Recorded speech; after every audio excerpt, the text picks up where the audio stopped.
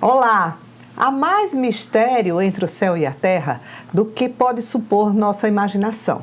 Essa frase, atribuída a William Shakespeare, nos remete ao tema que vamos abordar hoje aqui no programa: saúde e espiritualidade.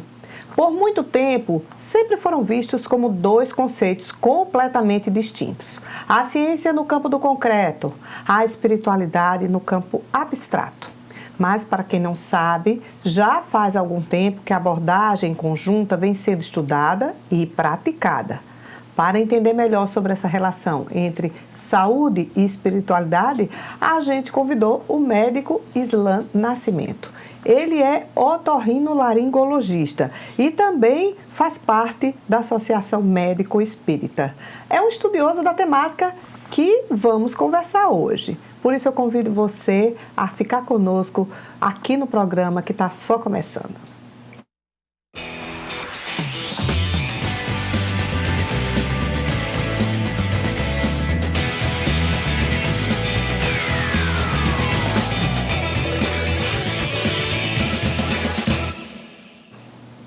Doutor Islan, seja muito bem-vindo ao nosso programa. Muito obrigado, Michele, pelo convite, por estar aqui com vocês, para a gente tentar esmiuçar um pouco essa, como você colocou, essa aparente dicotomia, Saúde e espiritualidade. Com certeza. Fala um pouquinho sobre a sua trajetória na medicina, o senhor é otorrinolaringologista de formação, e em que momento essa sua trajetória lhe conduziu para essa temática em relação à saúde e à espiritualidade? Então, Michele, eu sou otorrinolaringologista, me formei aqui na Universidade Federal da Paraíba, fiz minha formação como otorrino em São Paulo, e eu tenho, obviamente, uma relação com a espiritualidade de família. Acho que todos, ou a grande maioria das pessoas tem essa religiosidade dentro de si, às vezes talvez não expressem. E quando a gente volta, depois da formação médica, a gente se depara com essa temática que me tocou em alguns pontos. Então, me aproximei um pouco mais dessa temática, por experiências pessoais, por experiências familiares, e que achei que era importante. Mas a formação clássica em medicina é muito separada disso aí, né? Sim, durante 6 anos da formação médica e durante os 4 anos de residência, nunca ouvi falar em espiritualidade, Não tinha na minha época essa cadeira. Hoje a Universidade Federal já dispõe de uma cadeira de saúde e espiritualidade. Então, realmente, a formação médica, ela lida com o aspecto biológico do ser humano, basicamente. E en passant, o psicológico, Sim, sim. E aí, quando chega da residência, todas as questões de adentrar na minha atividade médica de fato, como médico profissional aqui em João Pessoa, eu vou sendo levado, meio que conduzido, e também uma busca pessoal de encontrar algumas respostas para as minhas questões pessoais. Agora que fique bem claro aqui que a espiritualidade, ela não estamos nos referindo à religião, Até porque tem paciente que nem tem uma religião, não é, doutor Islan, mas possui uma espiritualidade ativa. Isso são os conceitos que a gente precisa até começar a colocar, pontuar, para a gente não deixar a coisa meio solta. Então, existe a questão religiosa, que é a religiosidade, que você está vinculado a uma denominação religiosa, cristã, budista, espírita, E a questão da espiritualidade. Então, a espiritualidade é algo que parece que abrange um pouco mais tudo isso, Inclusive pode não estar presente dentro da religiosidade, da espiritualidade. Você pode ter uma religião, mas não ter a espiritualidade tão aguçada com quem está fora da vertente religiosa. Porque a espiritualidade é você tentar sair um pouco da dimensão da materialidade, É você usar os atributos outros da alma, E quando fala alma, não um ser corpóreo alma, mas a psique. Aí também, então a gente pode falar de música, arte, tem um pouco tanto de espiritualidade, você buscar algumas questões da sua intimidade e tentar lhe aproximar com algo que você está fora de você, Tentar explicar as suas perguntas ancestrais, Quem eu sou, para onde eu vou, o que é que eu estou fazendo aqui, e essas questões que assolam a mente da humana há séculos e séculos, e que a espiritualidade ajuda nisso também. As minhas dores pessoais, as minhas dificuldades, as dificuldades de relacionamentos. Então, tudo isso é espiritualidade. Então, você não é obrigado, obviamente, a ter uma religião para isso, né? A espiritualidade, na realidade, para mim, é uma ferramenta. E a religião também pode ser uma ferramenta. Então, a gente também não pode excluir a religião, mas também não pode ser escravo dela. Doutor Islã, desde quando esse tipo de estudo, né, mesclando aí, né, integrando a espiritualidade com a medicina, ele vem sendo feito? Começou fora do país? Então, como eu falei, na minha formação médica não havia muita discussão. Uhum. Então, vamos imaginar. Eu peguei um pouco, a gente vê na literatura, na história da saúde e espiritualidade, existe uma referência muito importante que é os estudos da Universidade de Duke, nos Estados Unidos, com um grande pesquisador que é o Harold Kuhnisch. E ele lança um livro em 1980, na década de 80, que é o Handbook of Spirituality para o profissional de saúde, né? Então ele vai trazer para o profissional de saúde a possibilidade de você trabalhar a espiritualidade dentro da sua prática de trabalho, né? O médico, o enfermeiro. E isso chama a atenção das pesquisas médicas.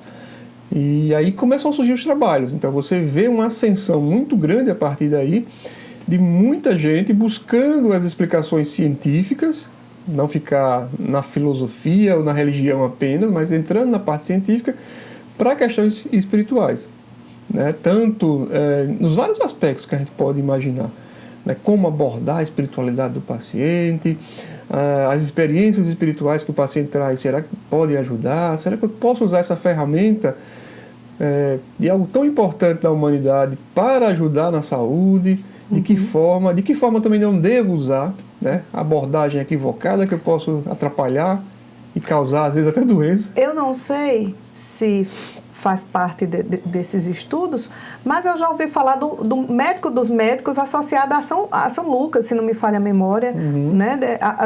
Ao santo, né? Um discípulo, que é considerado o médico, né? Né? Uma referência para né? Tanto é que é o santo dos médicos, né? Na religião católica. Tem até um livro que fala sobre isso e tudo mais. Acho que é Ser Médico, Ser Humano, alguma coisa assim, mas realmente o São Lucas é uma referência. E eu acho que é importante você ter, dentro das várias atividades humanas, alguém que você possa ter essa referência de espiritualidade, né? Seja em qualquer religião, em qualquer aspecto da doutrina religiosa. Como a gente pode visualizar os benefícios? Fala um pouco mais sobre os benefícios. Claro, na prática, como médico ou profissional da área pode fazer, né, essa junção no dia a dia. Então, porque como uma ferramenta, que eu até usei esse termo agora, a espiritualidade é como um bisturi. Então, a prática do profissional tem que ser bem trabalhada, tem que ser bem cuidada, não pode ser aleatória. Então, eu posso imaginar, eu sou cristão, eu sou budista, então eu tenho uma religião, eu me sinto apto a falar de religiosidade ou de espiritualidade com o meu paciente. Sim. E às vezes não é bem assim. Então, existe o que você pode, né, e a forma de abordar. Então, às vezes, se você vai criar conflitos maiores e vai gerar problemas para o paciente, às vezes é melhor até você nem abordar. Mas às vezes o próprio paciente dá esta abertura. Exato. Então, é importante que o profissional, acho que cada vez mais nos dias atuais, se entre nessa seara para se qualificar. Então, como eu dizia, né? Então você tem que respeitar, né? Acolher. Então você tem que fazer uma anamnese inicialmente. Você tem credo religioso, você acredita em algo, né? Esse algo tem alguma relação com o que você a sua doença hoje, isso está interferindo, você quer falar sobre isso, né? E eu posso te ajudar em alguma forma, né? E aí você vai ter abertura. Obviamente que não precisa chegar até o ponto final. Você pode ficar em algum ponto daquele e saber que aquele paciente, em algum momento, já que ele tem uma abertura com o credo religioso, com a espiritualidade, você pode trabalhar em algum momento. Porque a relação médico, enfermeiro, psicólogo, e todo profissional de saúde não é um só consulta, não é só uma abordagem. Então, existe uma relação ali. Então, essa anamnese é o primeiro ponto. Você saber com quem você está lidando. Quem é aquele paciente? Isso deve fazer parte da anamnese. Hoje, inclusive, no SUS, a gente tem essa abordagem, né? A gente, a partir do Kenneth, desse grande pesquisador, o SUS abraçou isso e trabalha tem redes de atendimento transdimensional, né? De abordagens com essas questões, falando de reiki, né? Várias técnicas práticas integrativas. Pronto, você trouxe o nome que eu estava esquecendo. As práticas integrativas do SUS. Isso vem nessa vertente. Inclusive aqui em João Pessoa tem até um centro, né? Acho que é no bairro dos Bancários, que tem um centro de práticas integrativas e, enfim, para quem gosta de associar seus tratamentos clássicos, tradicionais, com essas práticas em benefício da saúde física e mental, né? Física e mental. Os benefícios, justamente sobre isso, quando se alia esse tipo de cuidado, né, os benefícios, eles também transcendem a parte física. Transcendem a parte física, com certeza. Eu vou voltar um pouco conceitualmente, porque você usou um termo na sua abertura, que eu achei interessante, você falou a ciência sempre afastada da religião, e que realmente são duas vertentes que tentam explicar essas questões humanas, né? Que a gente está aqui trabalhando tudo, uma de uma forma, outro de outra.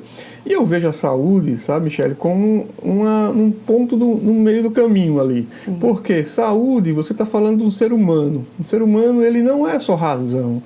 E tanto é que a própria medicina, ela é uma ciência, mas também é uma arte, né, tem aspectos filosóficos. E quando você vai no conceito de saúde, segundo a Organização Mundial de Saúde, é o bem-estar, o completo bem-estar físico, né, psicológico, mental, espiritual, até ecológico, social. Então, a saúde, ela lidando com o ser humano, ela fica naquela interseção. E a gente remontar ao passado, as Santas Casas, né? Quem comandava as Santas Casas, senão a igreja, né, com a questão religiosa, que cuidava do ser humano, sem ter muita ciência. Ele era o cuidado que se tinha na época e poderia e acolhia e cuidava muito desses aspectos, às vezes não tanto o aspecto físico naquela hora, né, de curar, mas o aspecto espiritual, né, o sofrimento da dor da morte, a dor da perda, a dor da invalidez, a dor da necessidade social mesmo. Reforçando práticas de fé para a pessoa ter aquele enfrentamento. O enfrentamento que pode ser dado pela espiritualidade. Você também, quando fala esse poder que a espiritualidade pode dar, é importante que nas pesquisas, vou trazer, existe o que a gente chama de coping, né? Coping seria esse enfrentamento, né? Essa capacidade de transformar. Então, o coping pode ser positivo e pode ser negativo. Certas crenças religiosas, elas podem ter um coping negativo. Por exemplo, se ela entra em choque com certos tratamentos médicos. Então, existem vertentes religiosas que dizem, não vou aceitar esse tratamento, mesmo que vá salvar a vida dele. Então, é um coping negativo para a medicina, né? E vai prejudicar o paciente, já que ele também é um ser biológico. E existem muitos aspectos do coping positivo. Né? Você enfrentar, você ser mais resiliente, ter a paciência e que vai diminuir o sofrimento. Porque o sofrimento não é só físico. Tem alguma história, é possível o senhor contar alguma história aqui sua, um relato de um paciente onde essa abordagem fez toda a diferença? Claro, sem identificar nominalmente o paciente. Uma história né, que para a gente pareça que seja real, mas que para a gente seja aleatória, né? Não saber quem é exatamente a pessoa. Tem várias coisas que a gente já passou dentro da medicina. A otorrino não abre muito espaço, porque a gente não, assim, para tantas, porque a gente não lida muito com a terminalidade, por exemplo, que é uma área muito fácil, por exemplo, alguém que trabalha na UTI vai ter muita história para contar para você. Não é? Mas, já que você, com essa receptividade toda, a gente pode abrir um pouquinho a história da gente, né? E sempre me ajudou, né? A gente não precisa de histórias espetaculosas para a gente ver a espiritualidade atuar. É um pouco mais de paciência, um pouco mais de tranquilidade, é ser um pouco mais resiliente, isso é importante para o profissional. Isso já, por si só, já mudou muito a minha vida. né? E isso redunda em um atendimento que eu acho que eu tento ser mais humanizado. Isso por si é uma história de vida. Agora, as histórias pontuais que acontecem, eu me recordo, né, não vou denominar ninguém, mas a perda que eu tive em um paciente oncológico, que eu perdi uma criança. Eu trabalhei alguns anos no Hospital Napoleão Laureano, com câncer, e a criança perdeu. E a gente, para dar a notícia, você imagina a situação do profissional médico que não tem essa... graças a Deus, eu já estava um pouco trabalhando nessa área, e a gente falando com a avó, na minha visão espiritual, né, espírita que sou, né, é bom que saibam, eu conversando com a avó, e a avó tinha sua religião e chorava muito, e como é que a gente vai acalentar, e acalmar e tranquilizar para a gente tomar as medidas necessárias para dar seguimento àquela situação de perda de uma criança de 10 anos, um pouco mais. E eu chego para a avó e pergunto para ela, e parece-me que foi uma inspiração, eu digo divina, espiritual, etc. E digo, vó, você está chorando, eu entendo muito tua dor, né? Eu me coloco no seu sofrimento, não gostaria de estar no seu lugar, mas imagina a situação do teu neto, né? Você deve ter alguma crença, e ele deve estar ainda, o corpo espiritual dele, o espírito dele deve estar em algum lugar. Ele escutando o seu sofrimento, você imagina ele, nesse momento, sozinho, sem ninguém, ou pelo menos recebido por pessoas estranhas, se for para o mundo espiritual. E aquele momento, parece que foi a chave. A avó parou de chorar, olhou para mim, não sabia qual era a minha religião, mas disse, o senhor está certo, doutor, eu tenho que acalentar a minha família também. E ter cuidado com que ela era a matriarca. Ela era tinha filha para acalentar também. A liderança, né, da família. E ela parou de chorar e ela não diminuiu a dor dela. Claro que não. Mas ela, naquele momento, tinha que resolver alguns problemas urgentes. Precisou daquela força, né? Daquela força. E pensou no neto. Né? A chave foi aquela, ela disse, ela inclusive disse assim, o senhor é da carismática, eu percebi logo que eu vi o senhor. Eu não era carismático da religião, né, da vertente católica carismática. Mas nem vinha ao caso, né? Eu disse, claro, eu disse naquela hora, assim, obviamente que nós comungamos do mesmo conhecimento. Isso nos ajudou muito. Se a gente pegar alguns relatos de literatura, eu estava vendo alguns trabalhos antes de vir conversar com você, existem uns trabalhos muito interessantes na UTI, que a UTI você imagina que é um lugar que você... Vamos deixar para falar na UTI depois do intervalo? Pode ser. Segura aí. Tem muita coisa. A gente está conversando com o médico otorrinolaringologista, Dr. Islã Nascimento, sobre medicina e espiritualidade. E é hora do intervalo, daqui a pouco a gente volta. Aqui tem Emenda Cidadã. São mais de 50 milhões em 3 anos para obras como esta aqui no Valentina. Aqui tem Câmara.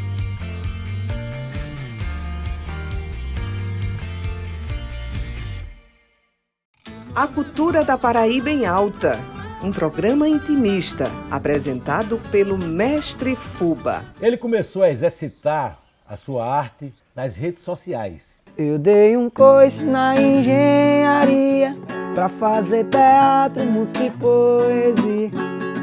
Com artistas da terra, música, artes plásticas, literatura, teatro e cinema. O Jardim Cultural da Paraíba aqui, na TV Câmara, às 7h30 da noite, toda sexta-feira. O papel do vereador para além do plenário. O Ação Parlamentar mostra projetos, propostas, bandeiras que os vereadores da Câmara Municipal de João Pessoa defendem. O trabalho do vereador sob um novo ângulo. Toda segunda, às 7h30 da noite, aqui na TV Câmara. Atualidades, assuntos que pautam a sociedade moderna. Temas como saúde, educação, comportamento, economia, empreendedorismo e muito mais. Um bate-papo com Michele Souza. Todas as terças, às 7h30 da noite, aqui na sua TV Câmara. Aqui tem uma João Pessoa que precisa crescer e de forma ordenada. Aqui tem discussão do plano diretor com planejamento para 10 anos. Aqui tem Câmara.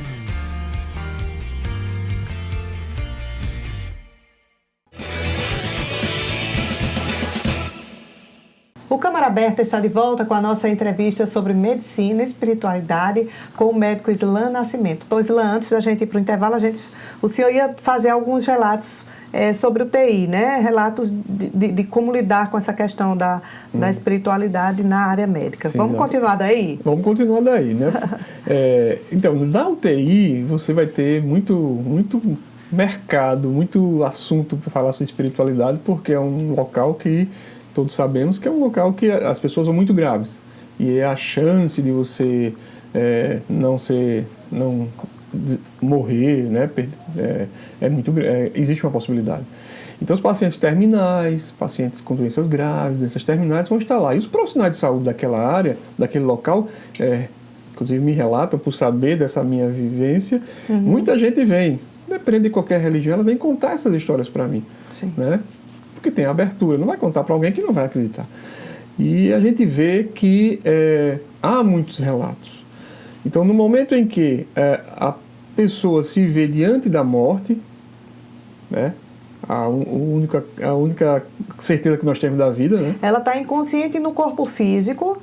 Ela está consciente ainda, mesmo consciente. Daquele, por exemplo, pega um idoso que ela está no momento que a gente chama de gasp, que é o momento que, as 48 horas antes dela falecer, ela entra em momentos que entra em consciência, perde, tem aquela melhora da morte, e os pacientes relatam visões, sonhos, conversas com pessoas que já partiram. Isso é muito comum. Alguns veem visões não muito agradáveis, outras desagradáveis. Então, o profissional que está naquele local, se ele nega e diz aquilo ali é um delírio, pronto, vamos dar um remédio para ele dormir, acabou a experiência. Sim. Aquela dor espiritual do encontro com a partida, que poderia ser vivenciado e trabalhado para ela ter uma melhor passagem. Né? Então, existem profissionais hoje que acolhem e digam, mas me conte mais um pouco sobre isso. E você começa a ouvir relatos mais impressionantes. Me recordo de um enfermeiro que me relatou que cuidava de uma criança de 12 anos, tinha sofrido um acidente e entrou com infecção. Ele ficou muito tocado e muito próximo, conversava com essa menina. Acabou o plantão, foi para casa. Dormiu, sonhou com ela, dizendo, fulano, eu quero que você abrace meu pai. Aí ele disse, no sonho, né? Ele lembrava muito claramente, e ele foi, não estou aqui, mas eu quero que você faça isso agora. Então ele acordou e, me recordo, ele disse que foi para o hospital, porque talvez morasse perto, ou estava de algo relato assim, mas ele chegou no hospital e o pai estava na frente da UTI e sabia já que a filha tinha morrido. E aí ele não sabia o que fazer, e a filha tinha dito para abraçar. A única coisa que ele fez foi abraçar. Né? E exatamente no momento que ele sonhou com ela. E pode ter sido aquele momento da partida. Momento da partida. Isso acontece com frequência. Outros relatos que a pessoa sonha com uma pessoa viva e a pessoa é a primeira a saber sem ninguém ligar para ela. Diz, parece que fulano foi. Ou então, a pessoa que está ali muito mal precisa conversar com alguém. E basta aquela pessoa chegar e está ali no processo de morre, não morre. É como se esperasse aquela pessoa. A pessoa visita, a pessoa vai embora, algumas horas depois ela parte. Parece que estava só esperando. Então você vê que tem algo aí para se estudar. A gente pode dar respostas? Não. Não, mas não vai dar resposta, não é isso. Na sua visão, qual o potencial de cura, né, que uma pessoa conectada à espiritualidade pode ter? Então, ser humano é um ser multidimensional, né? Biológico, psicológico, espiritual. Então, um dos aspectos é o espiritual. Obviamente que ele não vai resolver as questões de doença, mas existe uma abertura muito maior, uma chance maior desse profissional, desse paciente, que tenha uma espiritualidade. Como eu disse, ele traz muito coping positivo, então ele aceita melhor o tratamento médico, físico, de remédio, ele usa melhor, ele não se revolta, né?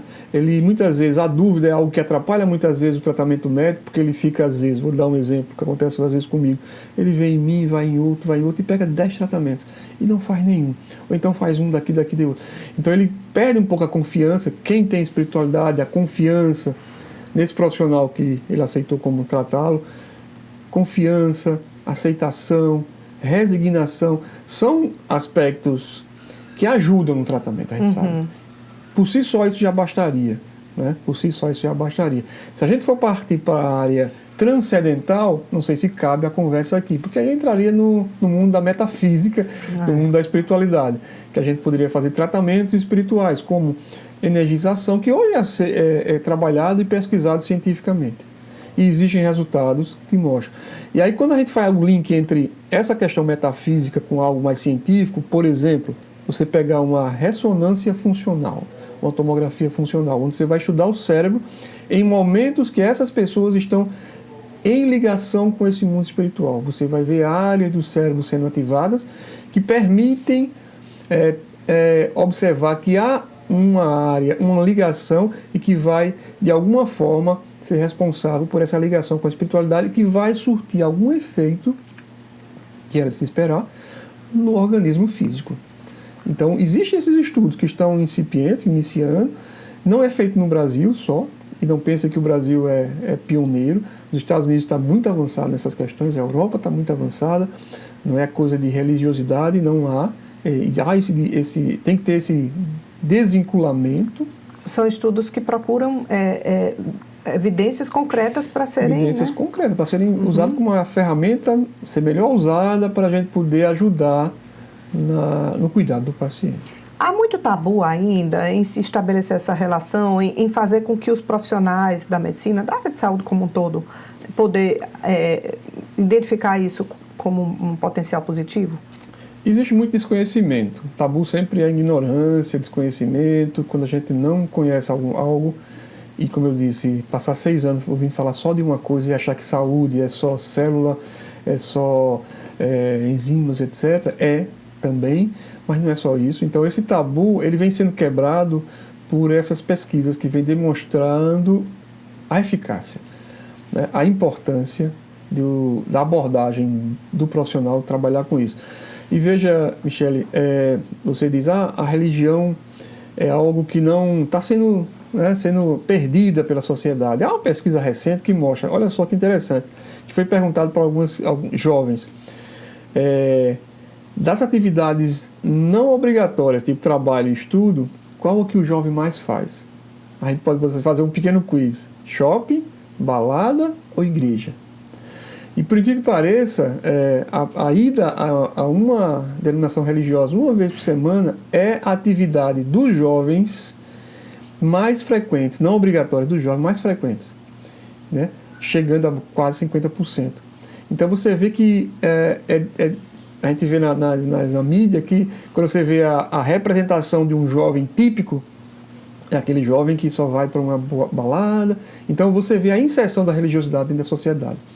E daí você vê a relevância do tema, da religiosidade, da espiritualidade, para ser uma chave que você pode abrir muita coisa dentro de qualquer pessoa.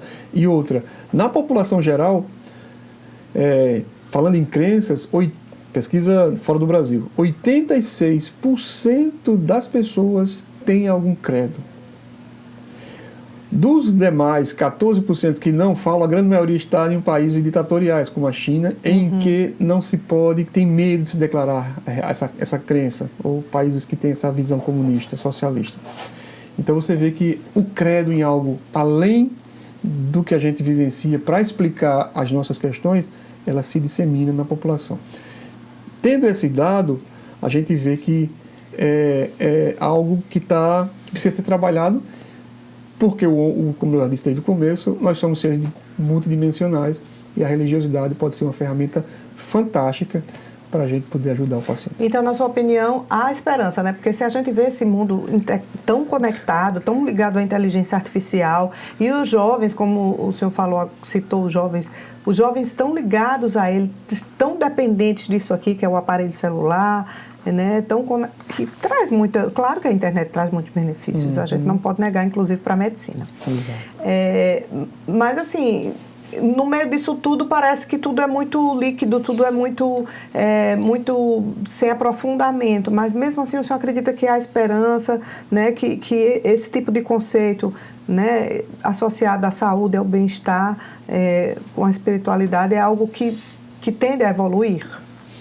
Eu tenho esperança e eu creio que sim. Eu não tenho a minha bola de cristal, mas eu acho que Quando algo é uma verdade, ela não morre, né? Quando existe a realidade do mundo espiritual, e para mim ela é uma realidade, essa realidade não pode se desaparecer porque surgiu um celular, porque surgiu uma bomba atômica, porque descobriram um motor a vapor, como quiseram destruir o conhecimento espiritual, porque a ciência era a grande verdade. Até porque a ciência, Michele, você sabe muito bem, ela não detém a verdade, mas ela detém a ferramenta para buscar. Então ela pode buscar a verdade na religiosidade, na espiritualidade, né? Então o método científico, ele não é dogmático, ele não é segregador, ele é curioso. E a curiosidade é a grande ferramenta.